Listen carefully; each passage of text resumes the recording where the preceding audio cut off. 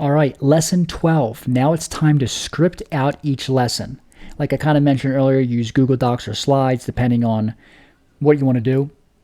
At first, I almost did this on the Google Doc, but then I said, let me just try slides. And honestly, it was so easy. This was so easy. Excuse me.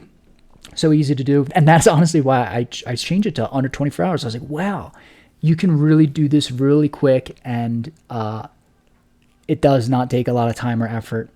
And you can leverage AI to help you exploit the process with the outline. Now that you have the outline, then you go through and expand on each topic. You expand on each topic in the outline. Oh, but what if I don't know what to say? You just ask them.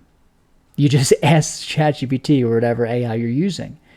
You take the section in the outline and say, hey, I'm up to lesson 11. I literally was doing this in real time.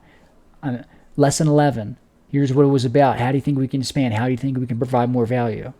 Oh, well, here's some suggestions. Okay, you jot that down. Then you think about what you want to talk about. You put some frameworks. You add some images. And you provide value.